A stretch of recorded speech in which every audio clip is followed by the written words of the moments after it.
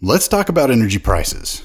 I know, not exactly thrilling stuff, but here's the thing. If you don't know what questions to ask when choosing an electricity partner, you might not get what you paid for. Some companies leave important charges out of your so-called fixed price. Then, they tack them onto your bill later, changing the name, the amount, or whether the charge appears at all. Take a look at this real bill from a for-profit electricity provider.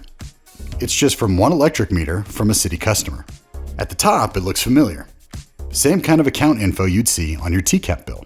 29 days of service, a previous meter read of 7,522, and a current read of 7,877.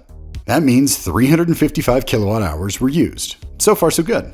But you'd think a fixed price means it doesn't change. This bill shows a base usage rate of 355 kilowatt hours at just over 4 cents per kilowatt hour.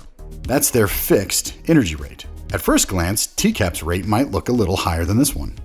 But let's look closer at what's actually included and what isn't. Right underneath the energy charge, there's a line labeled November Ancillary Services. No explanation, no locked-in price. This month it might be small, but next month, who knows? In fact, it may not have even appeared on last month's bill. Next, there's something called market securitization. That's a state-mandated fee to cover debt from past grid failures. Every provider includes them, but the amount varies. This provider's charge is 0.0007 per kilowatt hour, translating into a 25-cent charge.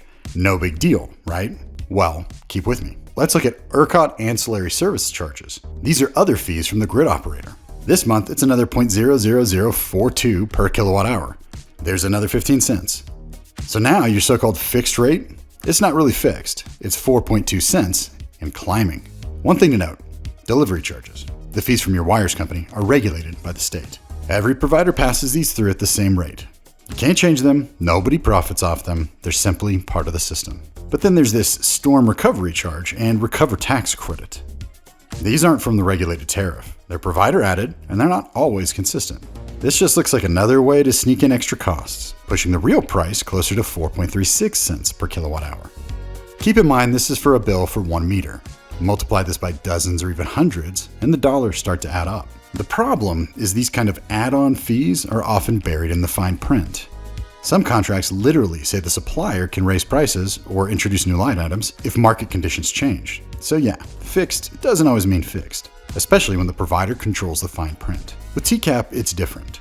The price you're quoted is the full price, including known recurring line items like the congestion surcharge.